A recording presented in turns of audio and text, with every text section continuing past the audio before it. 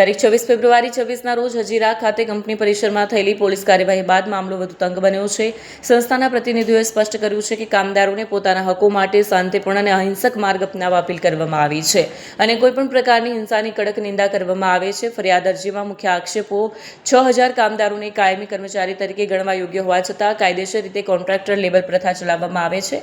High skilled અને high risk ઝોનમાં કામ છતાં આંતરરાષ્ટ્રીય ILO માર્ગદર્શિકા મુજબ વેતન ધોરણ આપવામાં આવતું નથી। 8 કલાકની જગ્યાએ 12 કલાક કામ લેવાઈ રહ્યું છે, પરંતુ ઓવરટાઈમ ચૂકવણી કરવામાં આવતી નથી, જે ફેક્ટરીઝ એક્ટ 1948નો ભંગ ગણાય છે। લઘુત્તમ વેતન અધિનિયમ 1948, વેતન ચૂકવણી અધિનિયમ 1936નો અમલ કરવામાં આવતો નથી। સંસ્થાએ માંગ કરી છે કે પોલીસ કાર્યવાહી અંગે નિષ્પક્ષ તપાસ કરી તેનો અહેવાલ જાહેર કરવામાં આવે અને સંબંધિત લેબર, ESI તથા PF વિભાગ દ્વારા તાત્કાલિક કાયદેસરની કાર્યવાહી કરવામાં આવે। વહેલી તકે તપાસ રિપોર્ટ જાહેર કરવાની પણ માંગ કરાઈ છે।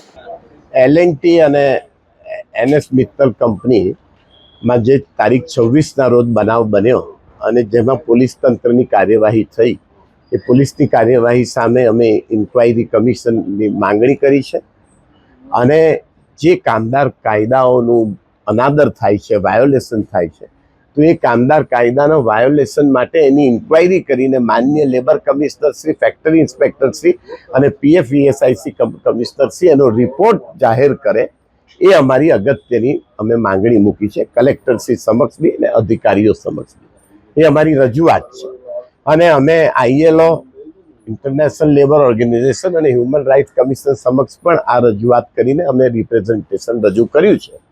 આ બાબતમાં કોઈ સરકાર તરફથી તાકીદે કોઈ કાર્યવાહી નહીં કરવામાં આવશે તો અમે આ રજાઓ પછી ટૂંક સમયમાં અમે હાઈકોર્ટમાં રીટ પિટિશન દાખલ કરીશું માન્ય રાજ્ય સરકાર સામે અને આ બે કંપની સામે, L&T અને SL મિત્તલ કંપની સામે, કારણ કે આ બંને કંપની આંતરરાષ્ટ્રીય કક્ષાની બહુ સારામાં સારી વેલ નોન કંપની છે। એમાં આવો અઘટિત બનાવ બન્યો છે અને આ કંપનીના પ્રિમાઇસીસમાં બનાવ બન્યો છે અને કંપનીના કામદારો છે, 10,000 કામદારો છે એમાં।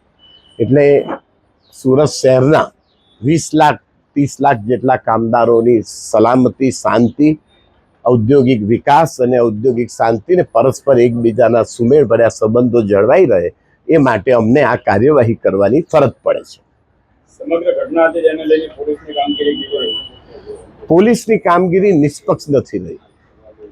પોલીસની કામગીરી પર થોડીક શંકા ઉપસ્થિત થાય છે કે કદાચ કંપનીના આગ્રહથી અથવા તો કોઈ બીજા કારણથી પોલીસે 1 રૂપિયાના ચોરને ફાંસીની સજા આપવાનો પ્રયાસ કરે છે।